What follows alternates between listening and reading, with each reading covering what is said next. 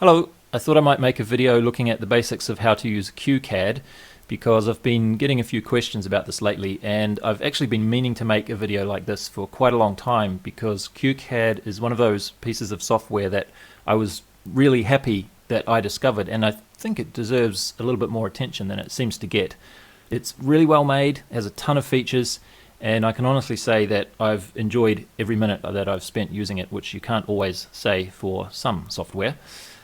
It's a 2D CAD program, which could possibly explain why it's not used quite as much as some other programs which allow you to do 3D CAD.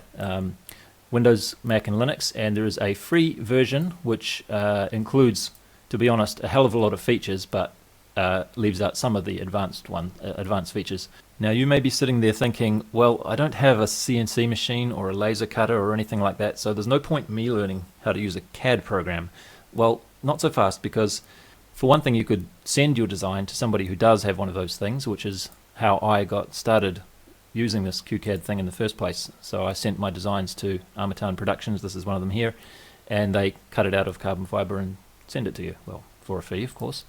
But far more useful, I've found, or as useful but far more frequently used for me, has been this feature here, printing to scale. So for example, if you draw a circle on your design that's going to be 3mm in diameter, and then you print it onto paper with just a normal inkjet printer. You can buy them for like $50 or something these days usually. That hole that you print is going to be exactly 3mm on the paper.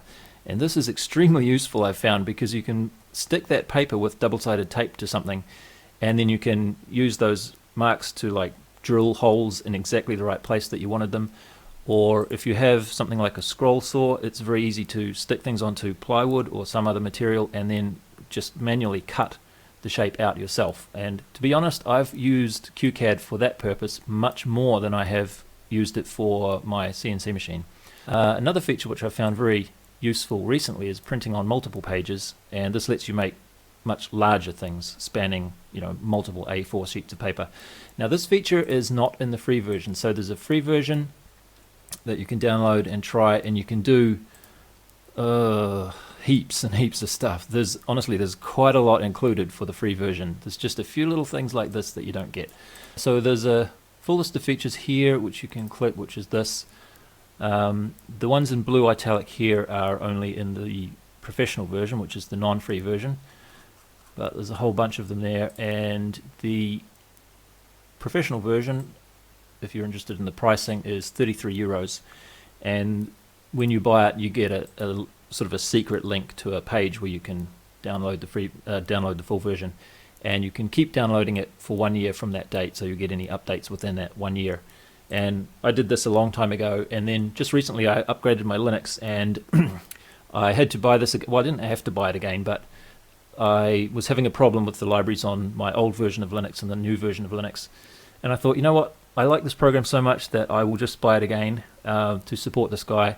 And if you do that, if you buy it again, you actually get 30% off. So I didn't pay that price last week when I repurchased this. I paid $24, I think it was.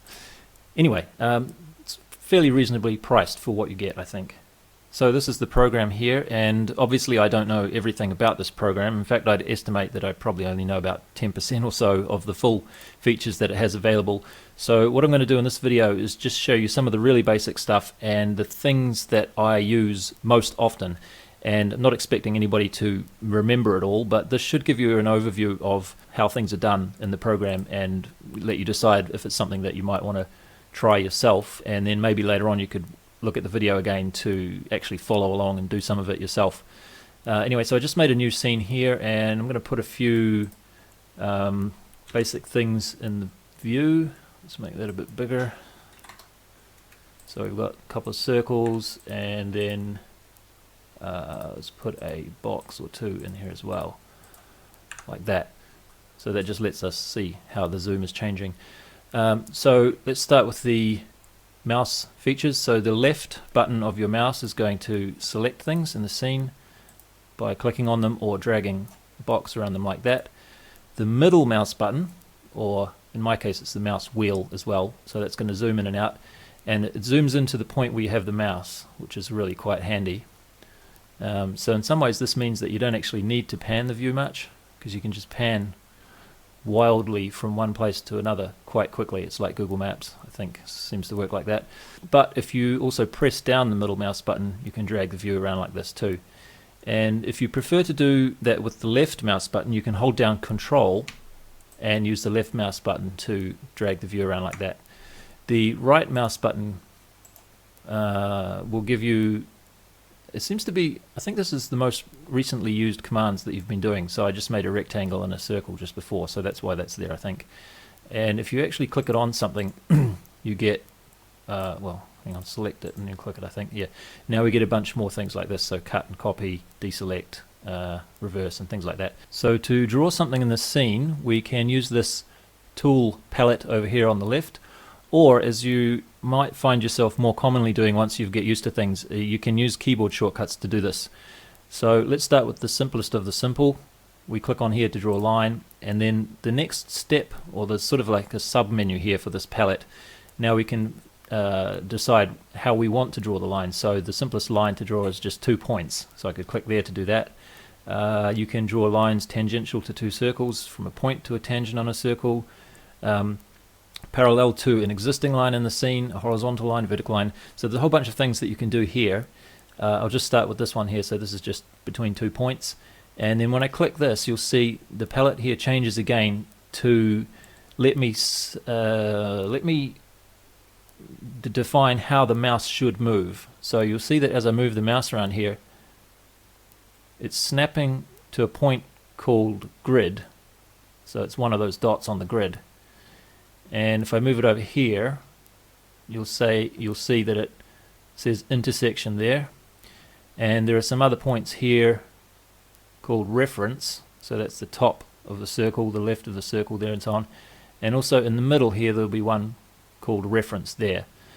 So these little red dots here are showing us what's going to happen there. And by default, it starts on auto, which means it'll just figure out what you're probably trying to do. So there's nothing else here, so it thinks I'm trying to click on that grid point, which is usually the helpful thing for it to do. If you don't want that, you want it to do something else, you can, for example, if you just want to turn it off completely, you can click on free here. So now it's not going to snap to any of those points, no matter how close I get to them. Another handy one that I've used quite often is on entity. So you can see as I move close to the circle, the point will snap to the closest location on the circle, and over here I can draw it there.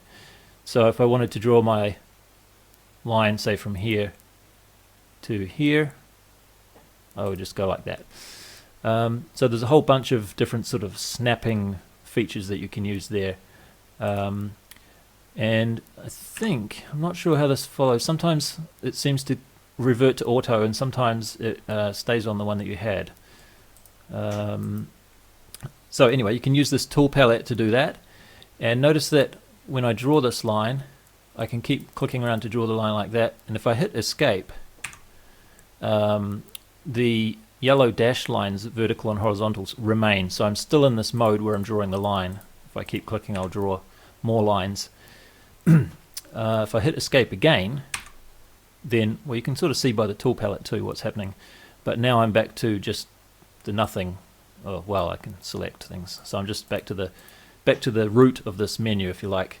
Now, as I mentioned, there are shortcut keys which you can use, and you probably find yourself using these more than the clicking on the tool palette here as you go along. So if I click here, or well, as I mouse over this, you can see it says Line Tools WL. So that WL is a 2-letter shortcut code that you can use to access this without having to come over it and click on the buttons. And this one that I was using just before, the simple line from 2 points, is LI. So I can go from my normal select mode to LI like that and do this. So you'll probably find yourself doing that more often than coming over here. And just every now and then when I want to do something that I did not memorize the 2-letter key code for, I'll come up here and use this palette. So let's put a few more things on the screen. I'm just going to do CA, because I know that's going to draw a circle with a diameter.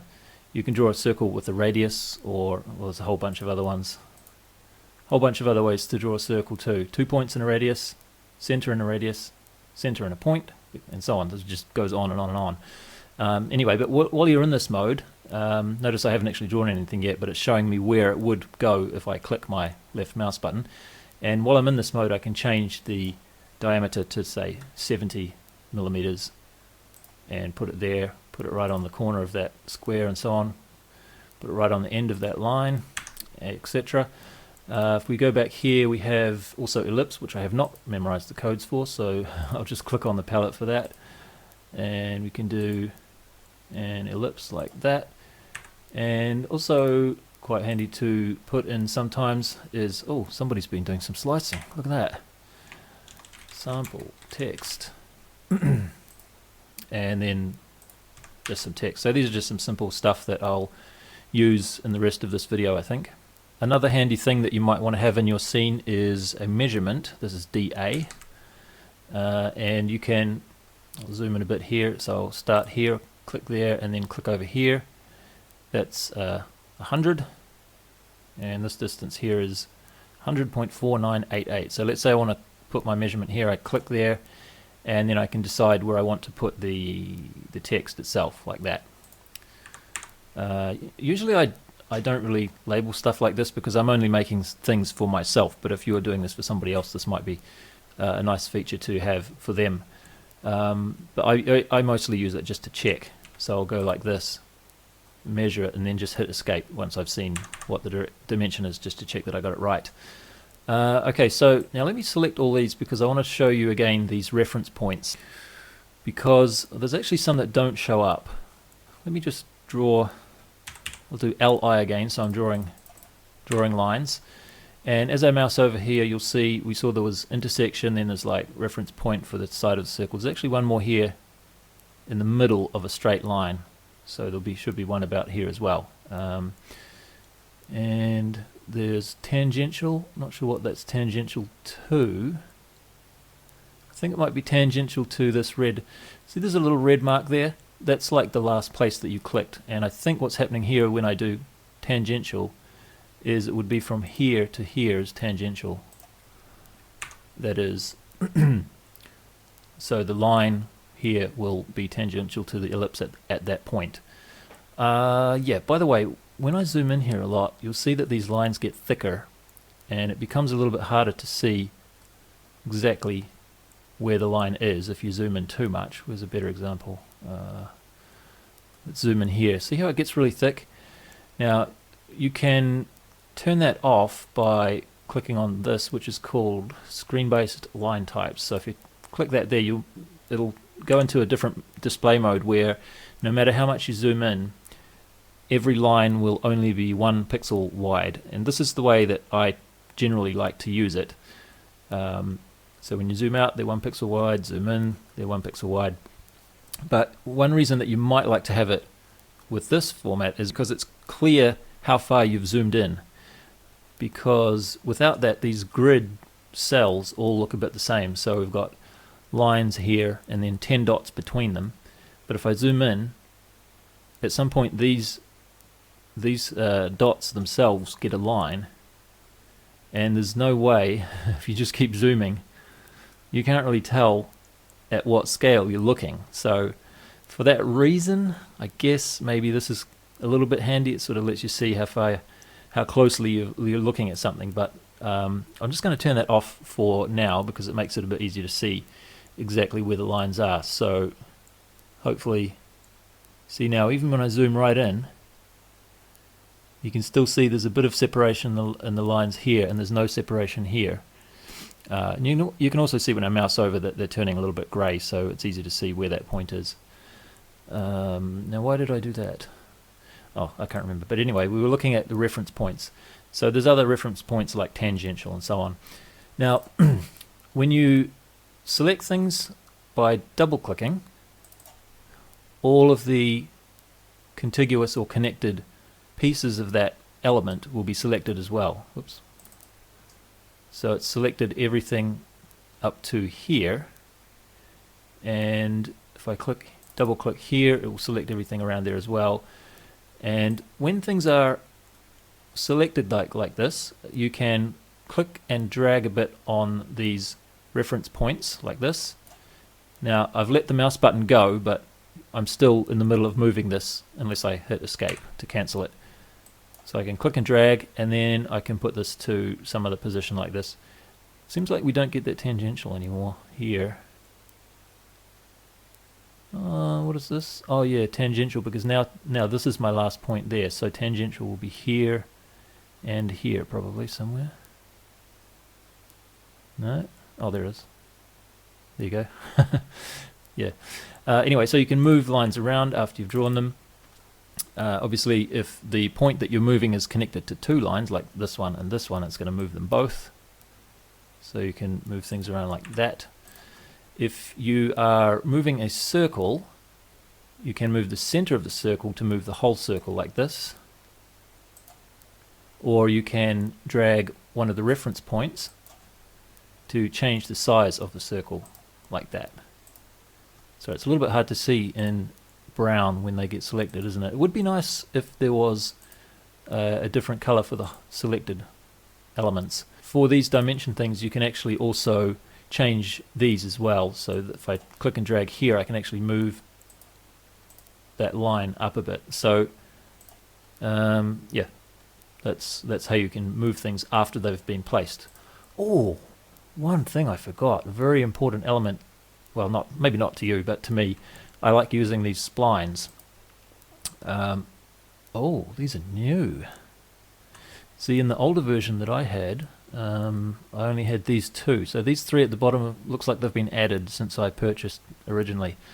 Anyway, this is the one that I use, and you can click, click, click, click, click, click like that to put some points down and hit escape when you're done. Now if I select this, we'll see that I can move these spline points around like this to change how that spline should be shaped. Oops, dragging like that, and this is how I've made some of the nicer, at least to my mind, more aesthetically pleasing curves of the things like my mini quad frame. What else are we going to look at? Oh, deleting. So if you want to delete things, you just click them and hit the delete key. Easy. Now another way you can modify things, you may have noticed that when I click on something here, we see over on the right hand side there's a property editor where we can change things. So if I, for example, I select this circle, I can change the diameter from that from 170 to say 140, and that will change the circle diameter here. Another interesting thing you can do is if you have a whole bunch of things selected, you'll see up here it says selection all, but if I click on this, it's a pull down box, and I can select just a certain type of things in there. So I could select all my circles that I have, and well, they have different radiuses here, but I could say that I want the radius for them all to be, say, 100, and that will change all of those circles all together. And of course, undo and redo is Control Z, Control Z if you're North American, and Control Shift Z to redo. Pretty standard, I think. Now let's say you want to move something. There are a couple of ways to do that. One way is to select the thing. If I double click here, I'll select that rectangle. Now we saw just before that if you click and drag on these reference point bits, it's going to move the corners of that line like that, which I'm not trying to do that right now. But if you click and drag a little bit somewhere else on this line, say right about here, and I'm going to do it here, which is the closest point on this rectangle to that is this point here. So I'll click and drag and then release. So I've let go of the mouse now, but you'll see that the rectangle, hopefully you can see that dark brown shape there, is moving with the mouse now, and the corner of the rectangle that was closest to where I clicked and dragged is kind of stuck to the mouse. So if I click here, that will move that rectangle from over there to over there. And if I now do that by clicking and dragging close to this corner, that bottom left corner will now be stuck to the mouse. So I just discovered this by accident actually, but I think that's how it works. It's sort of the closest reference point to where you click and drag will become stuck to the mouse.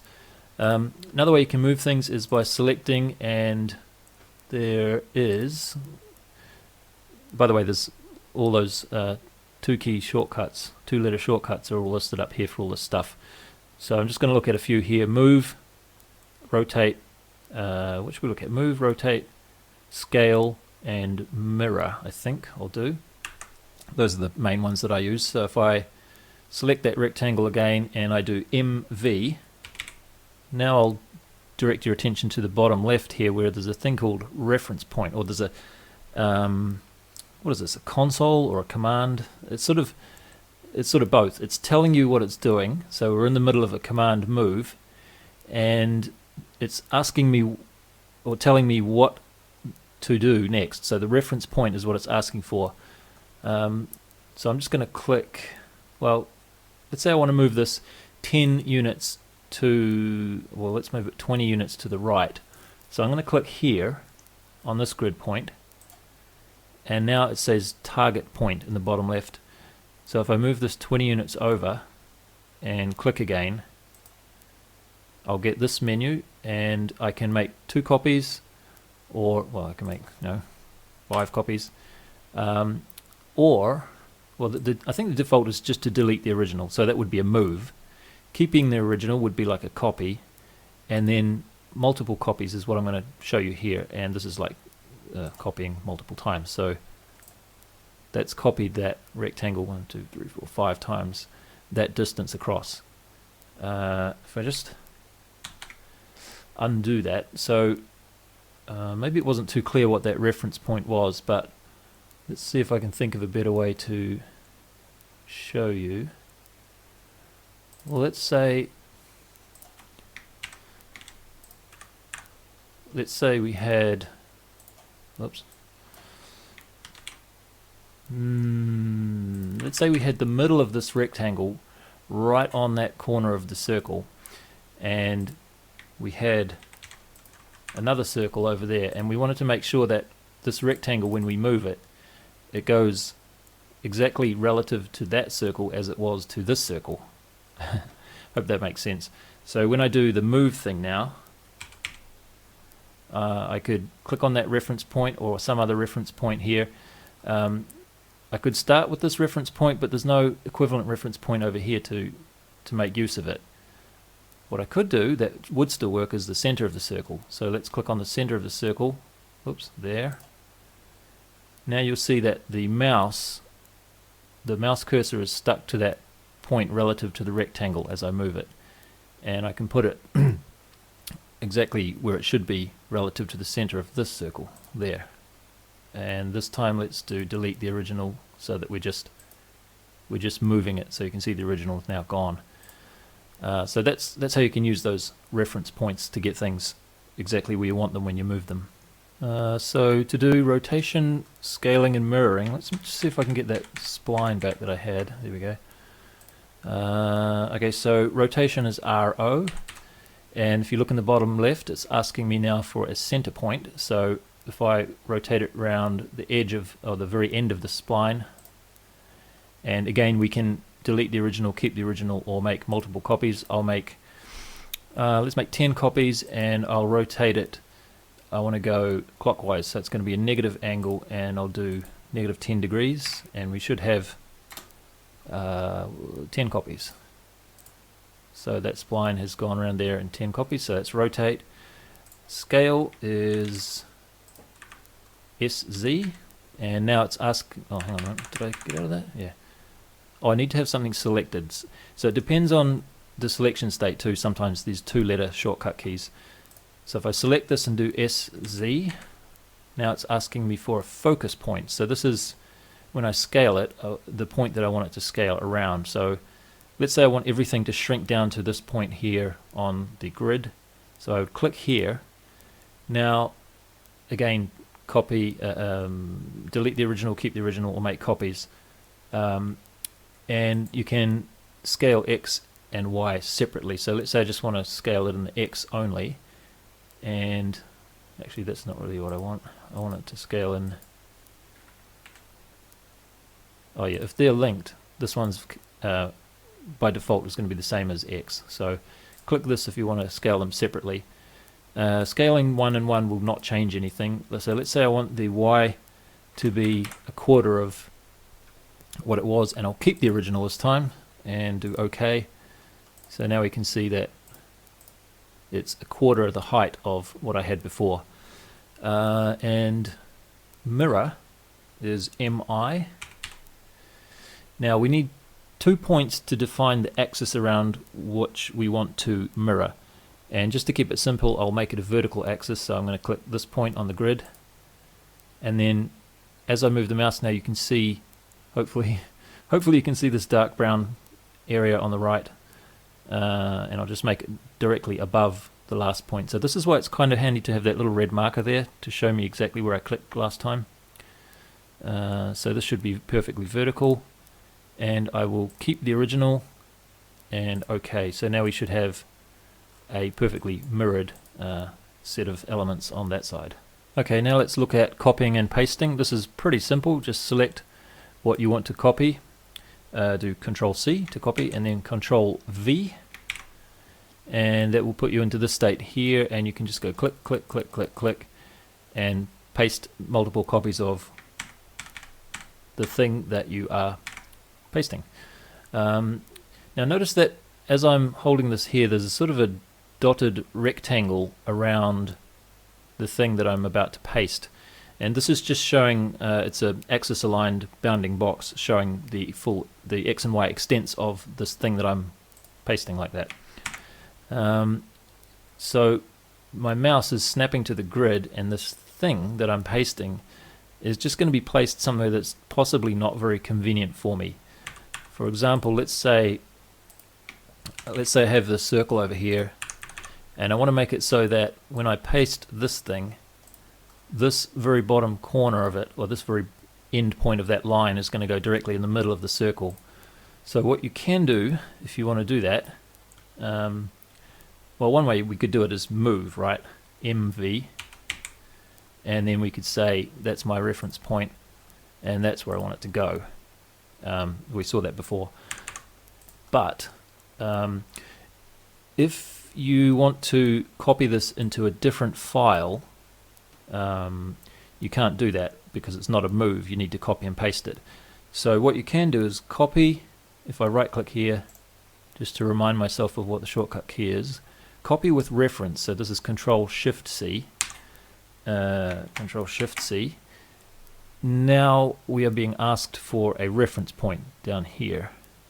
So I'll tell it that this point here is the reference point that I'm thinking of. Now when I do paste, we'll see that the mouse is stuck to the bottom corner, or the end point of that spline, and so it's quite easy for me to just slap it in there and get it in the middle of the circle where I wanted it to be. I kind of skipped over one other thing that we can do when we're moving. Let's say I want to move this exactly a certain distance to the right. I can select it, and then when I do MV to move, well, reference point, in this case the reference point doesn't matter because I'm going to type this in directly, so I'll just click anywhere for the reference point. Now the target point, I can actually put my click in here to show a cursor, and I can type in a specific location. So let's say 100, 100. Where is that? Hold on. Does that work? Where is 100, 100? Let's try 10, 10. No, maybe I'm getting this wrong. I thought you could do that. Well, let me do what I was actually going to show you. If you use the @ mark, that means relative to where it started. So I can move it, for example, 100 to the right. So this is the X dimension, and then 0 would be 0 up. And you can see, unfortunately I can't move my mouse in here to show you, but hopefully you can see that there is a brown line showing up when I type this, showing me where it would be. So let me change this to 200, and now 300, and hopefully you can see that it's moving along, showing me where it would be. Now if I hit enter here, we can I'll just keep the original so we can see how far it moved. It wasn't a very good example with just 300, because I could have just done that using the grid. But let's say I wanted it to be something a little bit more crazy, like so MV, click anywhere, and then my target point is 0, and then 31 or 3.2453 or something like that, and that will move it up just a tiny bit. And now we can see that it has moved 3.1453 or whatever I put in, 3.2453. So that's another way to move things. Okay, so that's the basics covered. Now let's get into some of the little bit more interesting features. We have rounding of corners. So this is RN. And you'll see up here there's a radius. So this is 5 millimeters. And the way you do this is you choose the first entity and then the second entity. So you just click on two things. So I'm going to click for this side and then the top side. And you'll see that there's a rounded corner showing. I haven't clicked it yet, so it's not finished. And this, you can put your mouse cursor on one side of the second line or the other will define which way this rounded corner is going to go. So I could put it like that if I wanted to, which typically don't, but typically it would be like this, like that. And you can change the radius. Unfortunately you can't leave the mouse there and do this, but let's say if I wanted to change it, I can quickly change it to a different radius like that. And this is quite versatile, this rounding feature. So you can even, I think, do it with splines maybe? Oh no, this might not work. No, I guess it needs to be straight lines. But it doesn't need to be, they don't need to be connected lines. So for example, I could do round like this, a little bit small, 25. So I could round two separate things. Unfortunately, or maybe fortunately in some cases, but the extension of the line that you're rounding gets cut off. So that's obviously what we wanted for the case that we did earlier over here. Here it can be a little bit inconvenient. So for example, I might actually have wanted to keep that line there for something else later on. So quite often I find myself having to draw those back to continue with some other thing. You can also round, you can round. Now it needs to be a bit smaller. Let's bring that back to 15. You can round between a straight line and a circle, like that. Can you do it with ellipses? I'm not sure. Let's see what this does. Maybe not. Ellipse. Oh. Oh. No. Maybe ellipses don't do it. But anyway, that's rounding, and that is very handy, very simple. Another very handy feature is lengthening a line, and this is LE. And now we have an amount. So this is the length that we want to add to the line, and it'll be whatever line that we hold the mouse over. And you can see when I hold the mouse towards one end of this line or the other, it shows me where the extension is going to be added. So if I click here, now that line is 100 millimeters longer in the right direction. So I can just go like this, and that line gets longer and longer. Or if I do it this way, it will go out towards that direction. Another feature that I find myself using all the time is split or something. Breakout segment D2, and also auto trim AX. So let me just show you what they do. I'll make some more lines just to make it a bit clearer what's happening maybe. So let's say we have a line like that, and we have another line like that. Let's move it away from the rest of this crap so that we can concentrate on what's going on. So the D2, which was breakout I think it was called, so I'll do that, D2. Now whichever piece I click on will be removed up to the point where it intersects something else. So if I click here, that piece will be removed. And I'm just going to undo this so that the shape remains for me to show you more examples. If I click over here, that will be removed. If I click in the middle, that bit will be removed. Click here, this will be removed. So I think you get the idea, like that. And then the other one, which was called auto trim, AX, is kind of the opposite of that. So AX, this time the piece that I clicked will remain, and everything past the extents of where it's intersecting something else will be trimmed away. So if I click in the middle here, the two ends now disappear. If I click here, that one end disappears. If I click here, the other side will disappear, and so on. So that's really handy, and that applies to pretty much anything as far as I remember. So if I put this here and then I do D2, yeah, I can chop out a piece of a spline, or I can chop out pieces of a circle like this. It's quite handy. Trim, does trim work for that as well? Yeah, trim works as well. So the piece that I clicked this time, I'm doing auto trim, so the piece that I clicked stays there like this. Boop, and the rest of it disappears. Very handy.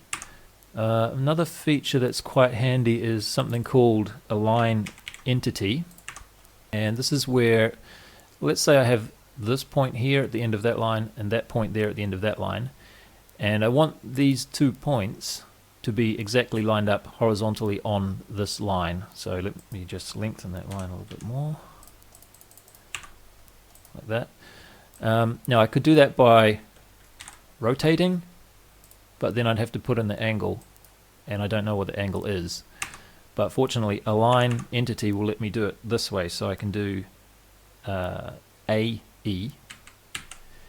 Now in the bottom left it says first reference point, which is going to be the bottom end of my spline there, and then the first target point is where I want that point to go. So I want it to go somewhere on this line, so I'm just going to click there.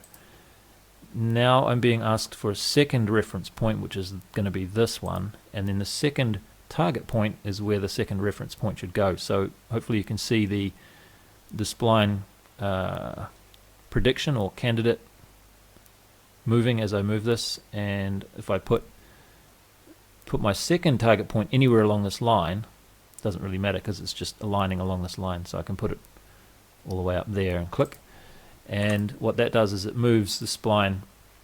It doesn't leave the original here for this particular feature. So if you wanted to keep it, you'd have to make a second copy, I suppose. But anyway, the 2 points that we had have now been aligned along this line. So this is really really handy. So if I wanted this whole thing to be at 45 degrees, I could just go boop, boop, and then boop, like that. And now we have it aligned at 45 degree angle between those 2 points. Speaking of aligning, it's probably time that we took a look at printing stuff and actually getting it into the real world so that we can make something with it. So this button up here, print preview, if you click on that, it will show us, I think if you don't change any settings, it'll start off with a normal A4 piece of paper, and you will not see exactly the blue lines going right to the edge like that. If you come into drawing preferences, you'll see somewhere under multi-pages it will most likely start off like this, and you'll see the blue coming in here like this. And if you're only printing on one page, it doesn't really matter. So what I'm talking about here is for printing on multiple pages. This is not what you want if you want to do the I'm sort of making this video as a prequel to another video that I want to make, talking about how to make your own designs into a stacked slices sort of a method that I've been using. But I needed to make a video about QCAD first because it's sort of part of how it all works. So anyway, if you want to print things on multiple pages and have the pieces of paper lining up nicely right next to each other, you don't want to see this glue margin in here like that. But that is the default setting. So to avoid that, like I say, come into this drawing preferences and where was it? Multi-pages. Just change these all to 0. We'll make it so that the blue line goes right to the edge. And if you want to make it like that all the time, you can change the application preferences. So these are things that, where is it? Printing. Somewhere it says here, these are the default preferences for new drawings. So it's not going to affect the current drawing, but next time you make a new file, all of these preferences will be applied. So I did that for this too, just in case I forget next time. Anyway, now, as I mentioned at the beginning of this video, the feature or the ability to print multiple pages does not exist in the free version. So this is something that you will have to buy the professional version to do. And you see that I have a whole bunch of things up here in this sub toolbar. In the free version, you're not going to see most of this stuff. In particular, you're not going to see this one, which is very cool. So if I click, let's say I want it to be 3 pages across and 2 pages down, I would click here, and then this lets me put all of this silly rubbish that I've been drawing. Let's say I wanted to shift that up a bit so that it's actually on the paper like that, and I can see how that would print out. And just a little tip, I found it quite handy to draw some crosses like this, so that it just sort of helps me line up one piece of paper with the other one when I'm sticking them together with sellotape to make a larger picture. And if you're going to be drilling holes out, you will of course also want to, what have we got here? Let's say 10. Oop. You will also want to put something like this in the middle of your holes. You might not want to, but I usually do, just to help me get the drill in the right place when I come to drill it. So then you can just copy that and paste it into all of your, oh, it's a bit small there, eh? You might want a bigger one for that, but just click on the reference point in the middle of all the circles, and then you'll have a nice point to put your drill on. So I think that covers the basics of about 90% of the features of this program that I use. But as you can see by looking at these menus here, there's a whole lot of other things that I haven't even looked at a lot of this stuff. I mean, there's just so much here. One thing I will show you, information tools. This is handy for finding out, for example, if I double click on this, I think you need a selection to do this one. Total length of selection. So if I click here, it shows me down here total length of the selected entities is 417 millimeters. So that's this. Hang on, let me just turn the. Is it easier to see with this or worse? Anyway, so this thing that I have selected is 417 millimeters long, and this can be handy in some cases. And you can also do a polygonal area. In this case, I think you have to manually draw it out. It would be nice if you could, yeah, so that's the area of that polygon. It would be nice if you could just do this and then do that, but you can't. Anyway, so I think to finish up, I'll just draw out a couple of pretty common things that you might be doing if you're in this sort of radio control hobby. One is a typical flight controller layout. So that's 4 holes, 3 millimeters in diameter, and they're 30.5 millimeters apart on each side. So to do that, I would do CA and then change this to 3. So I'm drawing a 3 millimeter hole, and because I started a new file here, I'll just put this one there. We've gone back to that situation where if we zoom in, we get fat lines. So I'm just going to turn that off. I don't really like that much. There we go. Alright, so I've got my one hole here, and I want to make a copy of that. So I'm going to do MV, reference point here, and I want to, well, you can move it 30.5 millimeters, so 30.5 millimeters would be here. I could do this with the mouse, I guess, if I zoom in. It's going to be there, and you can see in the bottom left, the very bottom left of the screen, it says 30.50. Well, that's the absolute position, but it also says the relative position here is 30.50. So I could click there, or I could type in here at 30.50 myself. that didn't work, did it? What happened? Alright, move. Try again. Click there. Oh, did I not have a... That should be right, yeah. Alright. Not sure what happened the first time. Anyway, keep the original like that. Now this time I'm going to select both of those and I'm going to do move again. Click anywhere. Target point this time is going to be 0,30.5. Keeping the original. Oops, keeping the original. So that's my 4 holes at the right spacing.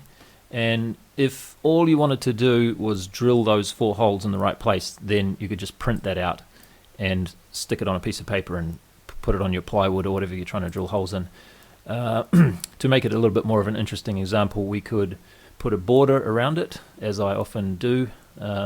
Sometimes I'm not just drilling holes. I want to actually make a little plate that I can use to stick double-sided tape on the bottom of to stick it onto the plane. So let's do a circle again. So that's CA. This time I want a diameter of 6 because those little plastic nuts or the screws are about 6 in diameter. So I'm just going to click on each of these. Click on each of these. And then I'm going to... I don't remember what the 2-character shortcut is for this, but I want this one here. What is it? LT2. Oh, it's actually 3 characters for that one. Let me try that one. LT2. Now I click on one of these circles here and I can either move my mouse here or here or here or here. So there's sort of four options when you're drawing a line tangential to each of these 2 circles. So if you put your mouse on the outside of where you're trying to put it, you should get the right one like that. So I want a line there, a line there, a line there, and a line there. And then I can do D2, which was trim or breakout or something like that, and I can just chop away those middle bits, and that is the piece that I wanted. So that's pretty simple.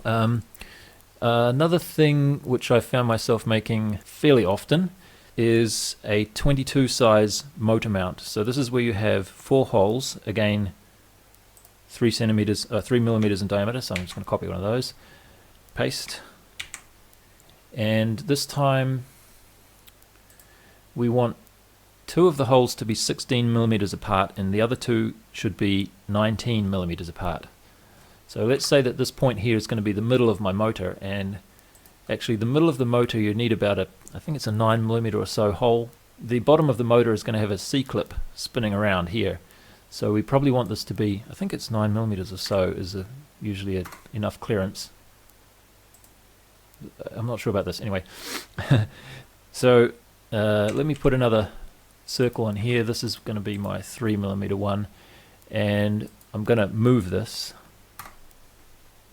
So I'm just going to click and drag a little bit here, and I'm going to move this out 8 millimeters to there. I'm just using the grid to snap to, and then I could move it again, but I'm just going to rotate. So that's RO, click in the center, keeping the original, rotate 180 degrees, boom. So now I have one on the other side. And now I'm just going to copy and paste that in the middle, and then I'm going to do the same thing. I'm just going to drag this out, and we want this one to be 19 millimeters out, so half of 19 is 9.5, so it's going to be here, I think, yeah. And then I'm just going to do the rotate around the center again, leaving the settings the same as before, so it's going to keep the original. And just to make sure I got that right, I'm going to do DA, and I'm going to check that that's 16 millimeters and that is 19. This is looking a little bit big actually, isn't it? Let's make it a little bit smaller. Well, depending on what motor you're going to use, you might want to make sure that this is actually big enough. Yeah, so then you could use that to drill some holes to mount a motor. If you're making a quadcopter, you're obviously going to be designing the arm of your quadcopter around this, so maybe just before we finish up, let's do that. So we could make a couple of lines like this for our arm. Hang on a minute. And let's say we want the arm to be 18 millimeters wide. That's yeah, so it will go there, and then you can mirror around this point, keeping the original. And then let's say you wanted to be a smart aleck, and instead of having as just sort of a boring round circle around here, you would want to make it nice sexy looking spline. But you don't want the spline to go underneath the motor, like leave an empty spot underneath the motor. So you would draw a circle of radius 22, or it's more like about, the motor itself is actually going to be a bit bigger, isn't it, I think. So let's go for 24 for this. Still seems a little small. Anyway, 24 there. And this is just going to be my guide so that my spline doesn't go inside this circle. And then I would draw half of the spline. Now to make these splines join smoothly at each end, you need to put a couple of points very close together there to get it right. And then here I want to put another couple of points, and then here I want to put another couple of points. So this is a bit rough, but it would be something like this. So we'll notice that these 2 points are in a straight line, that point and that point, and that's to make sure that it sort of smoothly blends into this straight line that we have below it. Likewise here, if we want to sort of, it's not a straight line, but we're sort of following a vertical line at this point, so that's why I have 2 points there. And then here we want to blend it back into a straight line again, but a horizontal straight line, so it'll be something like this. Quite often these arms are made so that they're actually a little bit further out there, aren't they? So let me just grab these 2 points and put them up here. Starting to look a little bit more familiar maybe. Let's put them down a bit more. So although I do like using these splines, I do seem to spend a hell of a lot of time twiddling around getting them to look just right, as you can see of. Anyway, so when you get half done, you can mirror that and slap another one on there, keeping the original, and then you have a nice quadcopter arm. Get rid of that. Oh, and another thing I just thought of. Typically the wires of these motors will be coming out like this. So your wires will be in between 2 of these motor mounting holes. So we don't really want the holes in that arrangement, do we? We want them... Oh, shift and left click to select multiple things, by the way, and then shift and click again to deselect something. Should have said that at the beginning, but anyway, I'm saying it now. So I would probably want to rotate this around here by, I think, 45 degrees, that would be, wouldn't it? Deleting the original this time. So that's probably what you want in order to have your motor wires going straight down the arm here, like that. Oh, wait a minute, I forgot to put a stress riser in here. Uncle Bruce loves these. That's better. So those are just a couple of examples that I thought might be interesting or common for viewers of my channel to be wanting to create.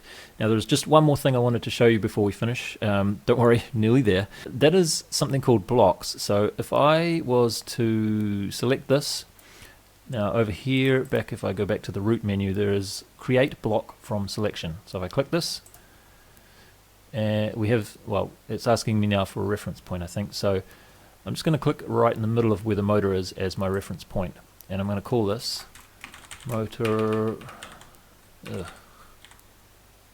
mount 22 size. Goodness, what's going on?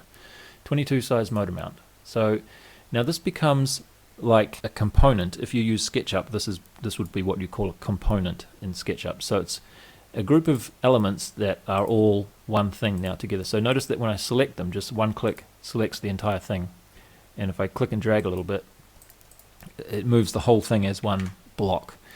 And if I make multiple of these blocks, and then I come in here and I click on one and right click just to remind myself, what is it? BE. Now I can edit this block, and let's say we for some reason want to have a bunch of other holes in here, and then what is it now? Return to main drawing. Now you'll see that all of these other instances of that block have been changed to reflect what I did over here.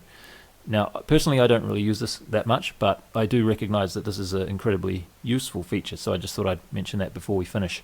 So I hope that was helpful to at least figure out, basically what this program can do. Although, like I say, I didn't really show you much of the total. The total feature set is much more than what we can cover in a simple video like this. Oh, hang on a minute. Sorry. One thing I just remembered. When you're making a spline, if you want to submit things to Armatan Productions, and probably many other places that do CNC cutting for hire as well, they often don't handle these splines like that. So when I select this here, you'll see it says spline and one object. Now my CNC machine also, I found that I had trouble with this, but what you can do is you can decompose this into individual lines, and you do that by going to the modify menu, and it's called XP. It's called explode, and the shortcut is XP. So if I click this, now you'll see we have a whole bunch of reference points, because what we've done is we've turned that spline into something called a polyline, which is still one object. Now most CNC places, I think, will be able to handle this. I think Armatan Productions handles this okay, but just to be on the safe side, what you can do is you can decompose this one step further. So notice that when I select this, just with one click, I'm selecting the entire thing still. So it's one entity in this file. But if I want to explode it again, like this, now you'll see, it's gone to arcs, has it? Okay, so now we have 24 arcs. That's probably okay for pretty much any CNC place to do. And you'll also see that when I click on them, I'm clicking on individual pieces. This seems to have changed actually in the recent version of QCAD. But what I was thinking it was going to do is decompose it into individual lines. So let me see if I can do that. So if I select some arcs here, and actually I don't know what's going to happen here, but let me try explode again. No, it remains as arc. Interesting. There's probably a way to change a polyline into individual lines, but I'm not sure what it is. But I think arcs should be pretty safe for any CNC contractor. If you give them a file with arcs, you should be fine. Okay, now we are finished. Thank you for watching. I hope this was informative, and I'll see you next time.